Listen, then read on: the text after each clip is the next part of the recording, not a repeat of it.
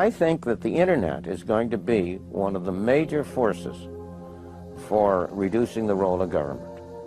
The one thing that's missing, but that will soon be developed, is a reliable e-cash, a method whereby on the internet you can transfer funds from A to B without A knowing B or B knowing A. Whatever you do, don't watch this video, especially if you don't want to know where money comes from. So 90% of people don't actually know where money comes from. And besides the fact that the Reserve Bank prints money, we have something called fractional reserve banking. Now, what's fractional reserve banking? It's basically another way how money is being created. Now, I'm not a financial advisor. However, this may be one of the best kept secrets that financial advisors have kept from you up until now. Now, there's something called a reserve ratio. So, for instance, the reserve ratio is 1 to 10. Right? So, whatever money an organization has, they basically are able then to make loans up to 10 times that amount. Think of a bank. Let's say Bank A. I'm banking with Bank A, and I play the lotto and I win 5 million. So what will now happen? The lotto would then send the funds to my bank account. And what Bank A can now do is, because the reserve ratio is 1 to 10, they can make loans up to 50 million. So remember, I won 5 million, so now legally they can create loans up to 50 million. That is if the reserve ratio is 1 to 10. Now let's say a property developer comes and he says that, you know what, he tells Bank A that here is my paperwork and I would like to borrow 50 million from you. So legally now Bank A can do this. They borrow this person 50 million, and remember, they couldn't have created that money legally if I did not have my 5 million deposited into my account. So now, but this person now banks with Bank B. So 50 million gets paid over to him in terms of a loan, and because Bank B also can create up to 10 times the money that they are holding, now they can create loans up to 500 million. That's just basically because they had that money deposited into their account. So let's say now the property developer decides, you know what, I'm going to get a project manager, and they're going to send all of the funds to the project manager, because the project manager will be seeing to everything, and they send 50 million to the project manager, and this project manager banks with Bank C. So as a result, because 50 million is being deposited into his account, now his bank can also create loans up to 500 million. And the cycle goes on and on and on. Now you may ask yourself the question, how long can this system actually sustain itself? And a simple answer to this is not much longer. You would hear many old people say, you know what, when I was young, I had money. And the reason for that is because money is always being devalued because of fractional reserve banking. When I was younger, my mother would earn 320 rand per week. So on Fridays, she would give me 80 rand to go and do some grocery shopping for herself, me, and my 3 siblings. Now, if we do the maths, it's clear that that won't be possible again today. I mean, just lunch for me and my video team would cost more than 320 rand even. Now let's look at another scenario. Suppose you go to the supermarket with 1,000 rand and you decide, you know what, I'm going to make a list of the things that I can buy.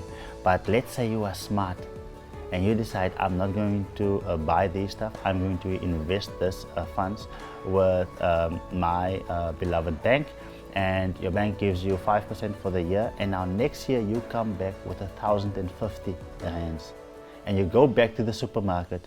Do you think that you'll be able to buy all of those things on that list? Absolutely no. Now my question to you today is, why do you still hold money in the bank? Now obviously I don't mean that you need to go and spend all of it, but have you wondered why do rich people never have money to borrow you when you ask for a loan? It's because rich people understand that money is always being devaluated. So as a result, they invest their money into something that gives them returns 5 to 10 times more than what the bank would do. And that is exactly what NMS is about. Now, not so long ago, I was fortunate to invest 500K into a certain ecosystem, and that opened doors to me that I never knew existed. You see, it's something like Shark Tank. So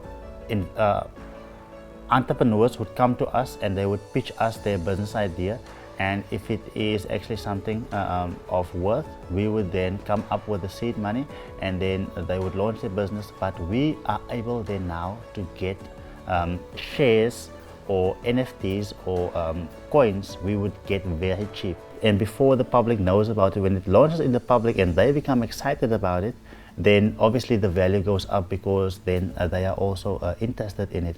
Now, in order for you to operate in a global scale, you would maybe say, you know what, I'm not going to create the traditional shares, but I'm going to create a collection of NFTs, or I'm going to create a token. So we would then get the token very cheap, let's say for 0.1, and by the time when we in the group share it with other influencers and celebrities, and they for instance get it for 0.05 cents, then they are happy. And once it launches in the public, and the public are then able to get it for 0.01 cent, so which means they get it for 10 times more than what we get it for, and they are happy because they bought it on the first day. And that is the time when we have actually 10x our seed money. And that is exactly what NMS does. And because not everyone has 500K to get into these doors, when you become a member of NFT Millennial Secret, you also get allocation into some of these projects. Now, I don't mean to say that you need to go and take all of your hands or your dollars and convert it into coins or tokens, but I'm just making it clear to you the fact that currency is always being devaluated. So what entrepreneurs do is they rather invest their currency into something that basically grows faster, because at the end of the day, if you have a certain amount of shares, nobody can create more like in the traditional way of fractional reserve banking.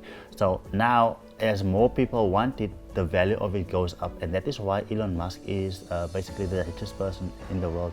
That is because he came with a concept, and as more and more people adopted the idea of us buying a car that drives without petrol, so now the industry is growing, and Tesla shares keeps going up, SpaceX shares keeps going up, and as a result, his wealth grows. In fact, it is recorded that Elon Musk made $96 billion in the last 30 days just because of the value of his company shares going up. And that is how entrepreneurs and smart people are making sure that they don't hold currency that is always being devalued. So I trust by now it's clear to you where the value comes from when it is an NFT or a share or a token or a coin. So, but something that they all have in common. It should be a profit-making business, and if it doesn't have a profit-making business behind it, I can promise you that it's going to fail and it's going to lose value. I don't care how excited people are about it, but whenever you look at a share that you want to purchase, or an NFT or a token, you would want to look at the fact that it has a profit-making business. Now, we have a specific method on how we identify businesses like this, the TRD method, and that you can learn more in my book. So go and download my free book at nftmillennialsecret.com/free and learn more about this.